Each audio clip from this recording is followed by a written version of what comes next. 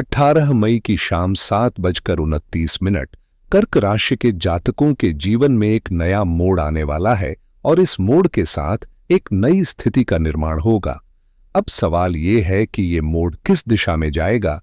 क्या यह आपके लिए अच्छा साबित होगा या फिर किसी चुनौतियों से भरा रास्ता सामने आएगा। इस वीडियो में हम इसी पर चर्चा करेंगे और खासकर राहु के गोचर पर ध्यान देंगे।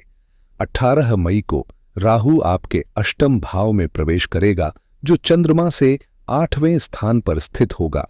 जब शनि इस स्थान पर आता है तो हम महसूस करते हैं कि कुछ भारी असर पड़ा है, लेकिन जब राहु आता है तो यह संकेत करता है कि हमारे मानसिक और आत्मिक स्तर पर एक भ्रम या अव्यक्त स्थिति पैदा होगी।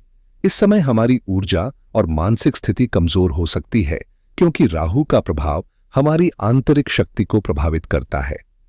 अष्टम भाव में राहु का गोचर हमेशा किसी कठिन परिस्थिति का संकेत होता है और शारीरिक कष्ट का सामना करना पड़ सकता है। 18 मई की शाम से कर्क राशि के जातकों के जीवन में कुछ ऐसा होने वाला है जो आपको चौंका देगा। राहु का गोचर अष्टम भाव में होने के बावजूद जहां पहले आपको लगता था कि मुश्किलें बढ़ेंगी, समाज में बदनामी होगी और आपके रिश्ते बिगड़ेंगे, अब ऐसा नहीं होगा।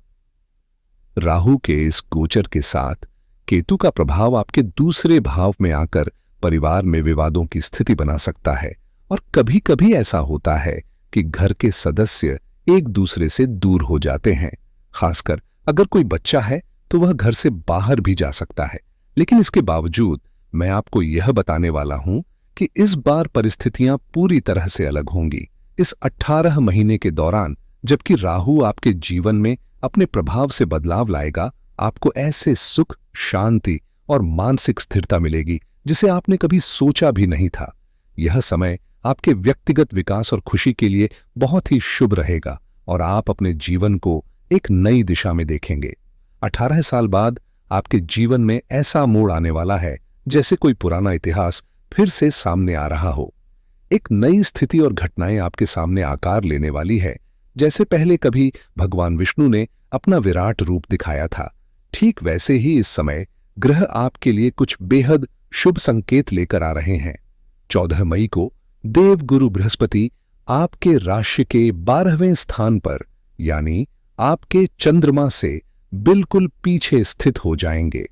बृहस्पति की इस स्थिति का असर यह होगा कि जिन जिन स्थानों पर राहु का प्रभाव था उन सभी पर बृहस्पति की दृष्टि पड़ने से सारी नकारात्मकता धीरे धीरे खत्म हो जाएगी। अगर आपने कभी अपने जीवन में होने वाले नुकसान का कारण शनि की ढैया को समझा था, तो अब आप जानेंगे कि शनि इसका दोषी नहीं था।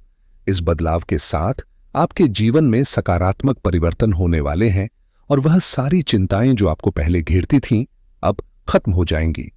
पहले आपकी समस्याओं के असली कारण राहु और केतु के बीच बनी तीसरी और नवम भाव की बुरी स्थिति थे। राहु नवम स्थान में और केतु तीसरे स्थान में बैठकर इन दोनों के बीच की एक्सिस को पूरी तरह से नष्ट कर दिया था, जिससे भाग्य और प्रयास दोनों में ही कोई सुधार नहीं दिख रहा था। इस कारण आपके लिए पिता जैसे व्यक्ति से नुकसान, धार्मिक क्षेत्र से हानि और काम में कोई प्रगति नहीं हो पा रही थी। मानसिक रूप से भी कोई राहत नहीं मिल रही थी और गलत विचारों का आना और उनके आधार पर गलत फैसले लेना, इन सभी ने स्थिति को और खराब किया। लेकिन अब जो बदलाव होने वाला है वो आपके लिए बिल्कुल अलग होगा। इस बार ग्रहों की स्थिति ऐसी होगी कि आपके जीवन में बदलाव आना शुरू होगा और यह आपको सकारात्मक दिशा में आगे बढ़ाएगा। इसके बारे में विस्तार से वीडियो में चर्चा करूंगा, लेकिन सबसे पहले आपसे मेरी एक विनती है। अगर आप हमारे चैनल पर नए हैं तो कृपया चैनल को सब्सक्राइब करें और घंटी के निशान को दबाएं, ताकि आपको हर नए वीडियो की जानकारी सबसे पहले मिल सके। राहु का बृहस्पति से दृष्टि प्राप्त करना आपके लिए धन से जुड़ी परेशानियों का समाधान लेकर आ रहा है। अब वह सभी वित्तीय दिक्कतें जो आपको परेशान कर रही थीं, अब समाप्त होती दिखाई दे रही हैं। खासकर धन लाभ के संदर्भ में आपको अचानक से फायदा हो सकता है, जैसे लॉटरी लगना, शेयर बाजार में मुनाफा होना, निवेश से अचानक अच्छा रिटर्न मिलना या किसी बिकने वाली चीज का आखिरकार बिकना। ऐसा भी हो सकता है कि जो चीज आपने खरीदी हो उसके मूल्य में तेजी से बढ़ोतरी हो जाए। वहीं राहु के अष्टम स्थान में होने के कारण गुप्त शत्रु, छिपे हुए राज या किसी तरह के गुप्त भेद खुल सकते हैं जो पहले तक आपकी आंखों से छिपे थे। राहु की उपस्थिति हमारे भीतर की आंतरिक ऊर्जा को भी प्रभावित करती है, जिससे कभी हमारी रोशनी या आग पर आवरण पडीडी हट जाता है और हम अपने रास्ते को साफ से नहीं देख पाते। लेकिन अब यह स्थिति बदलने वाली है और इस बार राहु का प्रभाव आपके लिए लाभकारी साबित होगा। सही और गलत का अंतर पहचानने की शक्ति जो हमें निर्णय लेने में मदद करती है वह सूर्य से आती है। सूर्य का मतलब सिर्फ रोशनी नहीं बल्कि वह ज्ञान और समझ है जो हमें सही दिशा में सोचने और काम करने की क्षमता प्रदान करता है। लेकिन जब इस ज्ञान पर राहु का असर होता है तो इंसान गलत फैसले लेने लगता है। अब बृहस्पति, जो देवगुरु के रूप में पहचाने जाते हैं, जब आपकी अष्टम राशि पर दृष्टि डालते हैं तो वह आपको एक नई दृष्टि और समझ देने में मदद करते हैं। आपको यह एहसास होगा कि कहां से आपके काम पूरे हो सकते हैं और किन लोगों से आपका संपर्क लाभकारी हो सकता है। विशेष रूप से इस समय धर्म, ज्ञान और मार्गदर्शन की दिशा में आपके रास्ते पर जो भी अडिड्डिहचनें थीं वे समाप्त होने वाली हैं। अगले 18 महीनों के दौरान कर्क राशि के जातकों को एक ऐसा मार्गदर्शक मिलेगा जो उन्हें आध्यात्मिक रूप से प्रगति करने में मदद करेगा। हालांकि बृहस्पति जल्द ही इस स्थान से चले जाएंगे, फिर भी उनका प्रभाव आपके जीवन में गहरी छाप छोड़ने वाला होगा। ये सभी परिवर्तन आध्यात्मिक उन्नति के लिए आपके रास्ते को साफ और सरल बनाएंगे। इस समय आपके जीवन में आध्यात्मिक उन्नति का दौर बहुत ही खास और शक्तिशाली साबित होने वाला है। राहु का अष्टम स्थान में होना विदेशों में सफलता का रास्ता खोलता है, जहां आप विजातीय लोगों से मुलाकात करेंगे और उनके साथ रिश्ते बनाकर अपने जीवन को नई दिशा देंगे। ऐसे लोग जो हमारे समाज, धर्म या जाति से अलग हैं, उनसे दोस्ती कर आप न केवल लाभ प्राप्त करेंगे बल्कि जीवन में भी उन्नति करेंगे।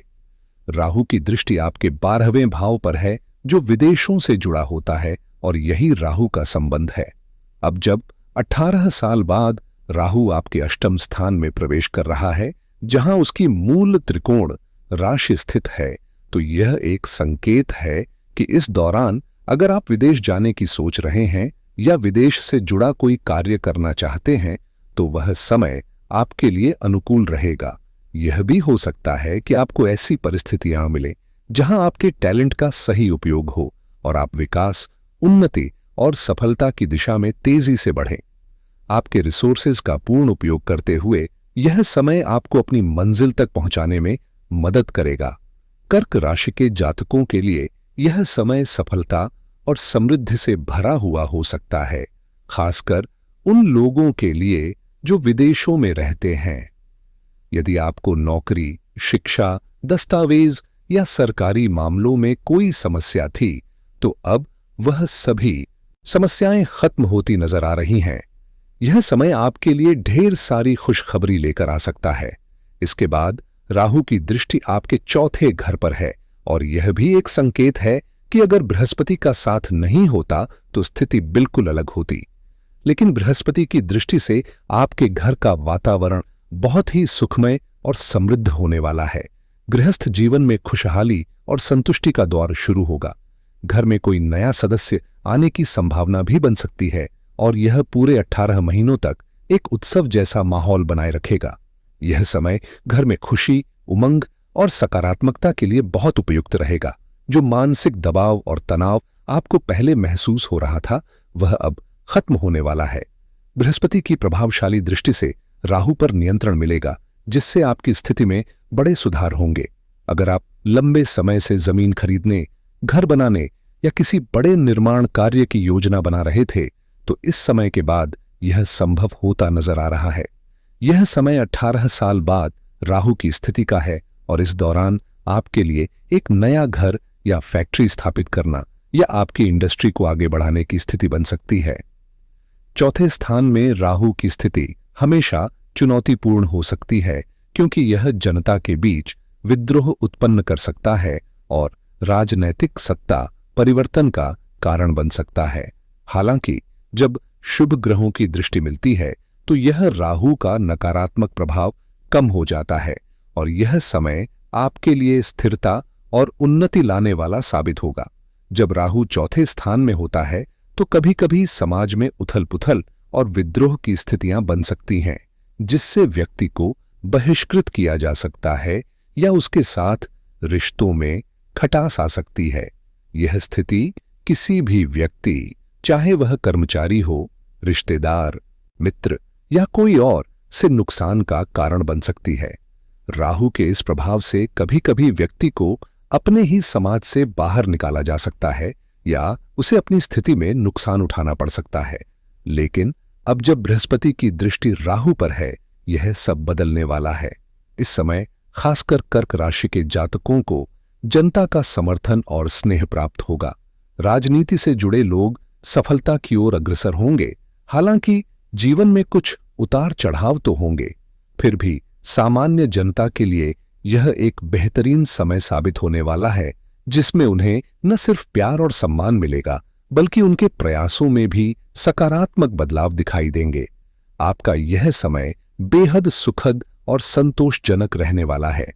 इस दौरान जनता से आपको भरपूर समर्थन मिलेगा, खासकर उन कार्यों के लिए जो आपने अपने परिवार, रिश्तेदारों या समाज के लिए किए हैं, लेकिन जिनका आपको कभी भी सही सम्मान नहीं मिला।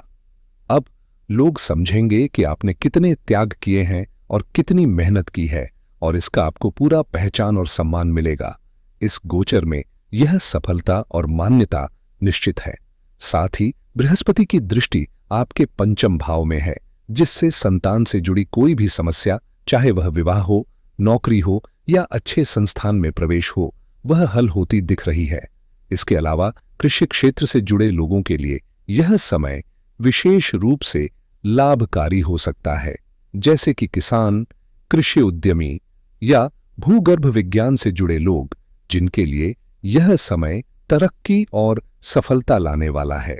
इस गोचर के दौरान खासकर उन लोगों के लिए जो खनिज, तेल, प्राकृतिक गैस जैसे क्षेत्रों से जुड़े हैं, सफलता मिलने के संकेत हैं।